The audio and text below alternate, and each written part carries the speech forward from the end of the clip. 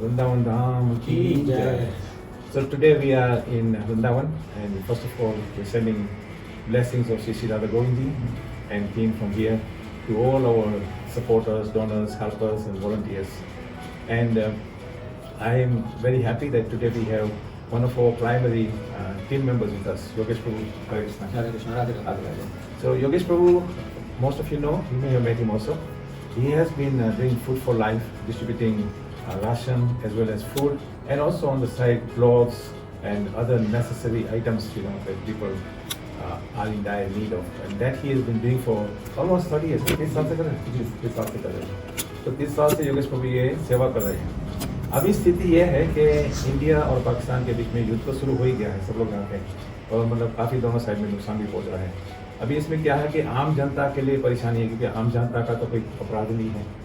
तो इसलिए हम लोग चर्चा कर रहे हैं कई दिनों से कि हम लोगों को क्या करना चाहिए, what we should be doing. तो योगेश प्रभु, आप बताएं कि आप तो ब्राह्मण कम्युनिटी से हैं, आप ब्रजवासी हो, आपके पिताजी भी ब्राह्मण कम्युनिटी के हेड हैं, तो दोनों आध्यात्मिक दृष्टि से और जैसे भौतिक दृष्टि से भी हम लोगों को क्या करना चाहिए, क्या तैयारी करनी चाहिए, कैसे हम लोगों की सेवा कर सकते हैं?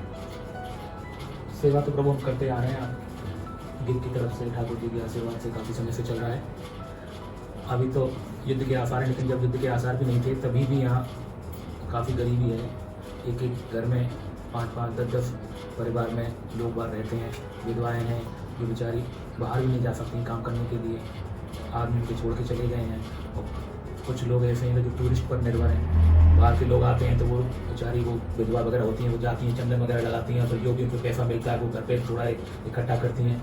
अब थोड़ा बहुत जिनसे पूरी पूर्ति तो नहीं हो पाती है घर की, भाई बच्चों को पढ़ाना भी होता है, बच्चों साग सब्जी बनानी होती है, माँ बाप को भी देखना होता है। ऐसी स्थिति, अब युद्ध की स्थिति सुनकर क्या हुआ कि लोग बाहर आना कम हो गया। अभी 4-5-6 दिन से भीड़ वृंदावन में बहुत कम हो गई है। अब वो लोग जो बेचारे चंदन लगाते थे, लेडी वगैरह चंदन लगाती थी, जो उनका रोज़ की आमदनी 100-250 रुपये उनको मिल जाता था, अब उनको पास वो भी नहीं आ रहा है। तो अब वो लोग लेडीज़ वगैरह फ़ोन भी करते हैं, रोज़ के फिर फ़ोन आते हैं कि प्रभु जी हमको आटा दिला दो, प्रभु जी दाल दिला दो, तो हमारा कुछ तो काम चलेगा। तो जितना ठाकुर जी की कृपा से होता है, गोवर्धन इंस्टीट्यूट की तरफ से जो भी होता है तो हम हेल्प कर रहे हैं। पर लेकिन अगर आगे युद्ध होता है तो स्थिति और भी भयानक हो जाएगी, बिल्कुल भयानक हो जाएगी। तो और शायद हमें अभी भी गवर्नमेंट की तरफ से कुछ प्लान वो बोल रहे हैं कि 2 महीने का राशन इकट्ठा करके रखो आप लोग। चलो पैसे वाले लोग इकट्ठा करके रख सकते हैं, लेकिन गरीब लोग कहाँ से करेंगे? तो हम उन गरीबों की सोच रहे हैं, तो उन गरीबों के लिए जो हम राशन देंगे वो प्रभु गिर की तरफ से एक ऐसा प्लान कर रहे हैं कि अगर हम कुछ राशन स्टोर कर लें आप सब लोगों की मदद से।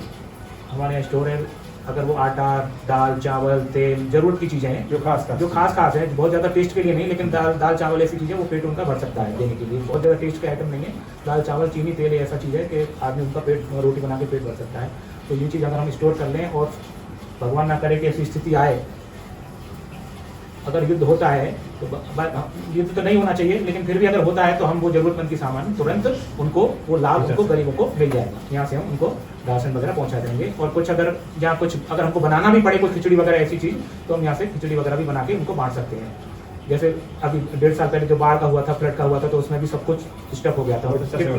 कितनी परिवार जो है अपने वहाँ से छोड़ के कैंप में आके रहने लगे, तो आप सबों की मदद से हमने वो सब उनकी काफ़ी करीब 1.5 महीने तक खाना पीना उनको भेजा था। भगवान की काफ़ी कृपा रही, आप लोगों की कृपा रही कि पैसा भी आप लोगों ने मदद की और हम लोगों ने शरीर से उनको किया था। तो इसके लिए भी बहुत बहुत धन्यवाद देता हूँ मैं। अब आगे फिर स्थिति एक और ऐसी सामने खड़ी है, अब देखो प्लान कर रहे हैं। अब तो आध्यात्मिक, चलो ये भौतिक दृष्टि से आपने बताया कि हम लोग अन्न वगैरह इकट्ठा करके रख लें और जितना भी वितरण कर सकते इतना करें भी, और जैसे कि गंभीर स्थिति में हम लोग खिचड़ी बना के बांट भी सकते हैं, राशन भी बांट सकते हैं, और तो भौतिक दृष्टि से हो गया, सेवा हो गई है जरूर। लेकिन आपका जैसे आध्यात्मिक दृष्टि से आपका क्या ख्याल कि हम लोगों को क्या करना चाहिए विश्व शांति के लिए? या तो विश्व शांति के लिए तो एक बहुत अच्छा उपाय है कि अगर हम यज्ञ करें, ब्रजवासी ब्राह्मणों के द्वारा, पंडितों के द्वारा यज्ञ का आयोजन हो, उसमें आहुतियाँ दी जाएँ कि भाई विश्व शांति हो, उसमें कोई किसी का भी, भाई पाकिस्तान हो चाहे इंडिया हो, भाई निर्दोष लोग तो वहाँ भी मारे जाएंगे, सब जगह यहाँ भी निर्दोष लोग मारे जाएंगे। तो बस, और जो बेचारे बाई चांस मरते हैं, भाई उनकी आत्मा को भी शांति मिले। तो काफ़ी लोग मर चुके हैं ऑलरेडी, दोनों तरफ से काफ़ी लोग मर चुके हैं, उनकी आत्मा को शांति मिले और युद्ध की ज़्यादा युद्ध नहीं हो, और कैसे भी करके युद्ध शांत हो, भाई आगे नहीं हो, जैसे भी करके जो हो गया बस। अब आगे फिर ऐसा है कि बस कम होता चला जाए, दोनों देशों में एक ऐसे भी एक थोड़ी सी शांति हो पूरे देश में, क्या करें, मोदी जी अकेले क्या करें। हाँ जी। हाँ, इतना है, अब योगी जी मोदी जी बेचारे बहुत कुछ कर रहे हैं देश के लिए, पर फिर भी हम ऐसा करें कि मोदी जी को भी बल मिले उससे जगह से, कि भाई वो भी देश के लिए कर सकें। तो अगर आप सबका सहयोग मिले तो हम एक यज्ञ का आयोजन भी करना चाहते हैं। तो इसमें लोग यजमान बन के हाँ, अगर आप लोग सब लोग यजमान का बन के थोड़ी थोड़ी हेल्प करेंगे तो ये भी एक बहुत बड़ा काम सफल होगा। मतलब उनकी तरफ से आहुति करेंगे। आप सब की तरफ से आहुति इसमें दी जाएंगी और भगवान शायद ठीक ही करेंगे। ऐसे कहते हैं कि संगे शक्ति कलयुग है, संगे शक्ति कलयुग है। तो ये चाणक्य पंडित भी बोल रहे, बताया था ऐसे, चैतन्य महाप्रभु भी यही बोल रहे कि संगे शक्ति कलयुग है। सब महान संत लोग ऐसे ही आगे हमें आशीर्वाद देते कि संगे शक्ति, मतलब जुड़ के साथ में मिलके हम लोग प्रयास करें, साथ में जुड़ के हम लोग प्रार्थना करें, साथ में जुड़ के हम लोग यज्ञ करें, तो हो सकता है कि जग का अच्छी तरह से कल्याण हो सके। Unity is the best policy. Unity is the policy. Perfect. So again, Yogesh Prabhu has highlighted that it's important that we gather a lot of grains together, and we request the donors to come forward. Whatever you can contribute, we will buy large quantities of grains and store them in our place here, and we will be prepared to have, in dire situation, we will be ready to have many people like we were 2 years back when the floods came, and for 6 weeks, 6 weeks nearly, we were serving fresh hot prasadam every day to people. We also distributed household items when the floods subsided. We also distributed ration. We had a team teamwork whereby we were taking care of people medically. I remember that you were personally going and giving medicine to people. So, and some doctors also helped us to help the people who were the flood victims. So likewise, now we pray that the war does not escalate to that extent, but at the same time it's important to be alert, because the government is also requesting that we should all be prepared and we should be ready to take care of ourselves, protect ourselves, and that means food is a vital part of survival for ourselves. So that we will certainly do for as many people as possible, which will help, and we will also prepare yajnas whereby donors can participate. And if there is any particular puja that you as donors feel that you would like to offer, then we have Brahmins here who can perform any yajna or any puja that you feel you would like to have to offer for the protection of the devotees in the village.